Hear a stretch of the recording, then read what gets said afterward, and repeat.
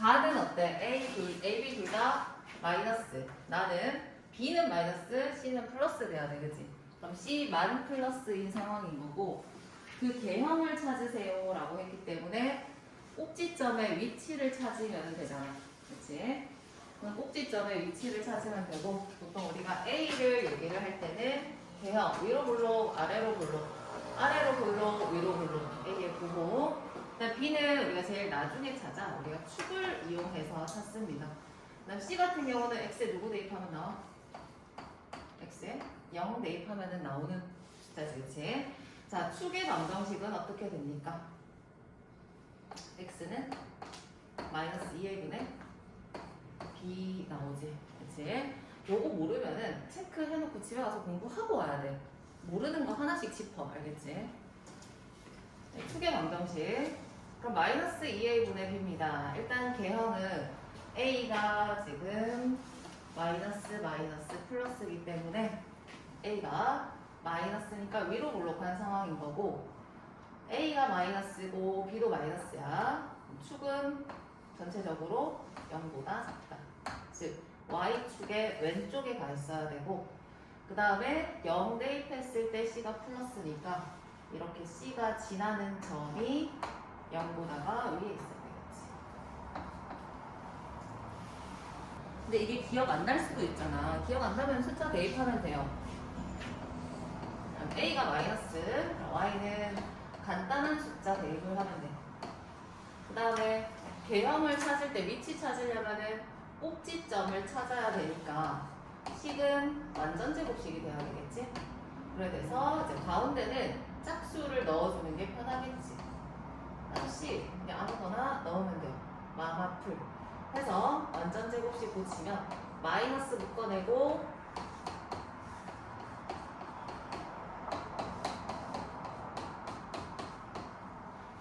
뭐가 돼요? 이렇게 되겠지.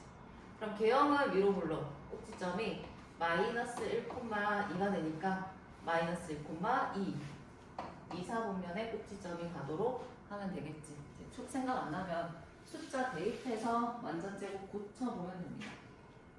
알파바를 곱했어. 곱해서 3이다가 나온 거잖아.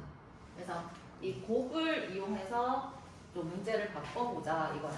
문제를 바꿔봅시다. 그럼 곱이 3이기 때문에 알파바는 3이다. 이렇게 되겠어.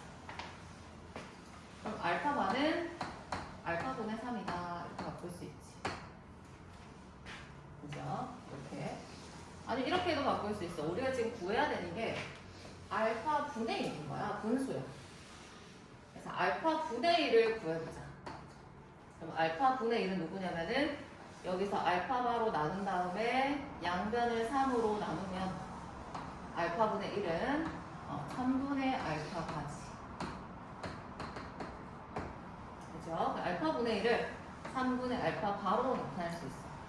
그럼 같은 방법으로 베타분의 1도 3분의 베타바가 되겠지. 이렇게. 그죠? 그 둘의 곱이 나와 있을 때 하나를 나누어 가지고 정리를 할 수 있어. 자, 그럼 이거를 한번 이용을 하면은 우리가 구해야 되는 식은 알파 플러스 베타, 알파분의 1 플러스 베타분의 1. 이거야. 그럼 알파 플러스 베타에다가 알파분의 1은 3분의 알파바, 베타분의 1은 3분의 베타. 이렇게 되는 거지. 그럼 이거를 써야 되니까 3분의 1을 묶어내면은 알파 플러스 베타, 알파바 플러스 베타. 그러니까 둘의 곱이 지금 현재 3입니다. 곱해서 1입니다. 그럼 C가 복소수인데, 근데 크게 보면은 실수랑 i가 없는 수랑 i가 있는 허수랑 이렇게 나뉘고, 허수 중에서도 실수부가 없는 순허수가 있고, 그 다음에 실수부가 있는 허수가 있어. 그럼 이거는 보통 우리가 너무 길지만 순허수가 아닌 허수 이렇게 얘기를 할 수 있겠지. 자, 그것을 이제 제곱을 해봅니다. 예를 들어서 실수 3, 예를 들어서 실수 3i, 예를 들어서 뭐 L 플러스 i 이런 거. 얘네가 다 g라고 하자. 그럼 g를 제곱을 하면은 실수 제곱하면은 어떻게 돼요? 9지. 그럼 0보다가 큽니다.